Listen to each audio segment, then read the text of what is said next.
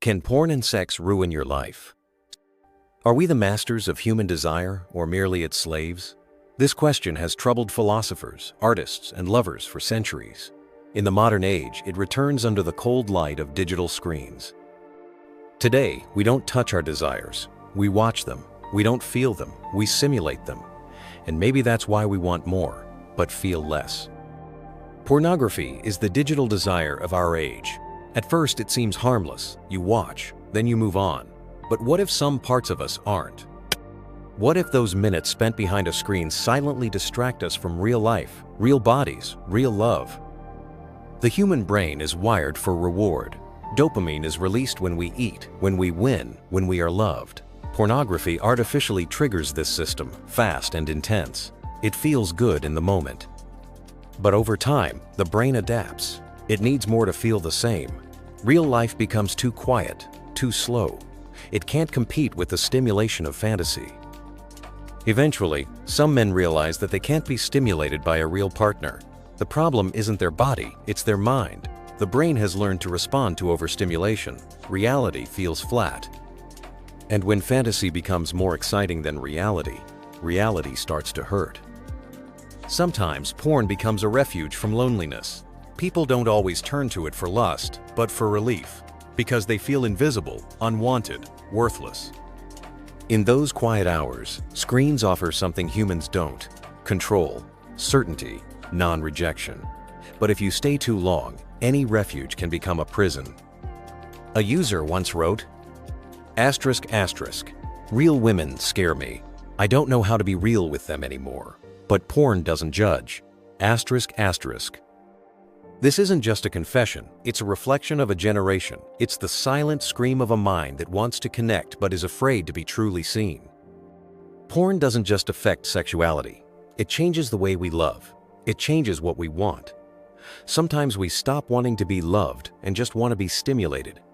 We stop reaching for hearts and just reach for skin. And when real eyes meet ours, we turn away. Because real eyes ask questions. Real touch requires presence. Real intimacy requires courage. One woman said, ***, I felt like I was cheating not with someone, but with something, a fantasy that I could never compete with. ***. And maybe that's the tragedy. You can't compete with fantasy, because fantasy is perfect, but people aren't perfect, and that's what makes them beautiful. Porn also shapes our understanding of sex and intimacy. In many videos, women are portrayed as passive and men as dominant. Over time, these expectations are distorted. Men think they have to perform. Women think they have to please. Equality is lost. Connection is weakened. And yet, it's not easy to let go. Because porn offers more than stimulation. It offers control. In real life, you have to compromise, be patient, show weakness. But on screen, everything obeys you. That power is addictive, but it's also lonely.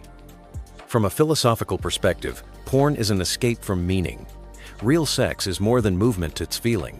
It's not just the body, it's the soul, but porn separates the two. It gives the body and hides the soul. It provides sensation, but not intimacy. As Erich Fromm once wrote, ***, erotic love is one of the most deceptive forms of escape from loneliness. ***. When we can't connect, we simulate. But simulation rarely satisfies. Not everyone who watches porn is harmed. But ask yourself, why do you need it? ***. If it's to escape loneliness, the loneliness can be even greater. If it's because you're afraid of intimacy, that fear can take over. If it's just for fun, how long does it take for the fun to fade and become a habit?